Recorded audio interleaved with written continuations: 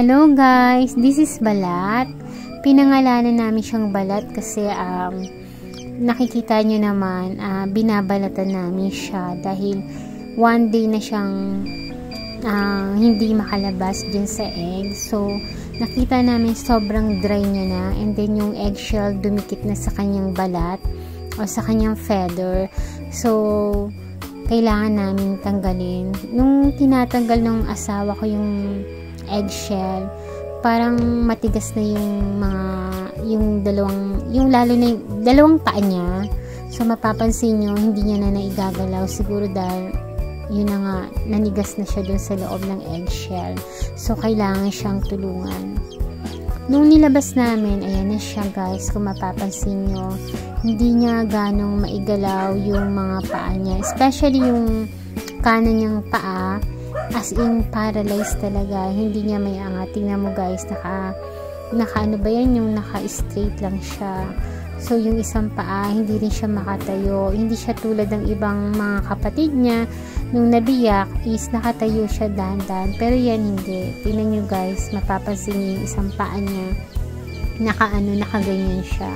So, nung una, akala namin, hindi siya mabubuhay. Pero, lumaban siya guys. So, kahit binubuli siya ng isang sisiw, patuloy siyang lumaban. So, nakakatuwa si Balat kasi survival siya. Pero kung makikita nyo guys, hirap na hirap talaga si Balat. Yan siya. Tapos tinutuka pa siya ng isang sisiw. Actually, marami sila. Siguro pang 10 si Balat. Yung ibang sisiw, iniwalay na namin kasi yun na nga, marami na sila. So, tingnan natin guys kung makakasurvive siya. So, watch lang tayo. Yan siya guys. So, siguro 2 days siyang ganyan na hindi niya mailakad ang paa niya. So, ano lang kami, minomonitor namin siya kung makakasurvive siya. Ayan, tingnan nyo guys, tinutuka-tuka siya. Kasi ang mga sisiw din pala, para silang tao, na pag may deformity sila, binubuli din nila. So, mapapansin nyo guys, yung sisiw, binubuli siya. Ayan guys, so tinutuka-tuka siya. Pero nakakatuwa kay Balat kahit tinutuka-tuka siya, kahit nahihirapan siya guys. Palaban siya. So, hoping na makita natin na makasurvive siya. Ayan na siya guys. So, day 3, natuwa ako kasi nakita ko nakakasurvive siya. So, nakakalakad na siya kahit papano. So, tingnan natin kung ano pa yung pwede pang i-improve ni Balat sa ilang araw na kanyang dyan sa incubator. So, still nasa incubator siya. Tapos, kinuha ko siya guys. Mapapansin nyo. Kasi nakita ko, ang daming ants. So, nung kinuha ko siya guys, ang daming ants na sa kanyang katawan. So, may langgam na sa incubator. So, ang gagawin natin, nilabas ko na siya guys. Ito siya. Ito yung hindi makalakad guys. Yan siya. Ngayon, nakakalakad na siya.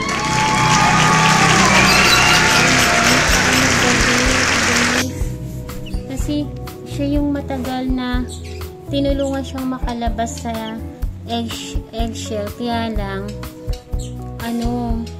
binuksan lang tapos natuyo na siya. Kaya, yung natuyo na siya. Kaya, kami na lang yung nagtanggal sa kanya sa eggshell. Kaya lang, natuyo na siya. Tingnan nyo guys, yung balat ng egg, nasa niya pa, nasa katawan niya pa, tumigas. Natuyuan kasi siya. So, dapat pala tinanggal siya agad sa eggshell dahil hindi niya kayang makalabas dahil yung paa niya pala medyo hindi niya maikilos. Kaya medyo sakang siya guys. So, dahil natuyo siya. Tingnan mo guys, tingnan mo yung Kung ano niya, yung sa balat ng egg. Nakadikit pa rin sa katawan niya. Buti na lang guys, nakasurvive siya. So, thank God. Nakasurvive siya. Ano po yung magandang pangalan niya? Siguro pangalanan na lang natin siya ng balat. Ay, balat. Kasi may balat ko siya ng egg. Hindi natanggal. Hindi na lang. Tinanggal ko siya. Ito na siya guys.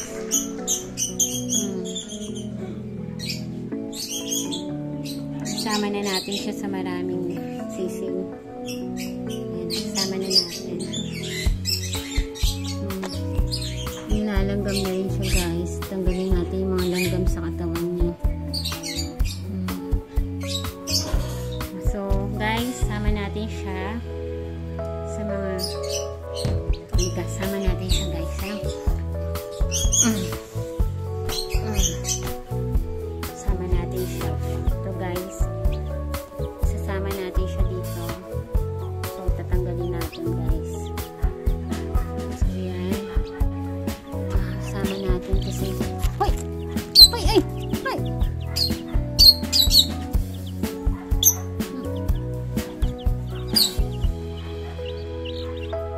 Yan, sinama natin siya. Uy! Uy! Naku, nabubuli yata siya.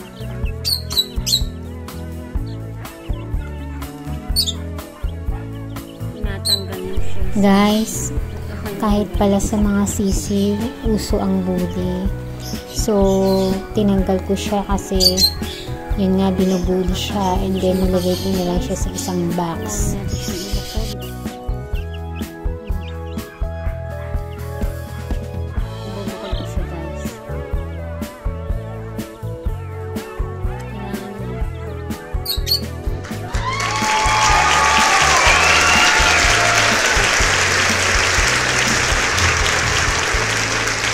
Ayan na si balat. Fully recover na siya.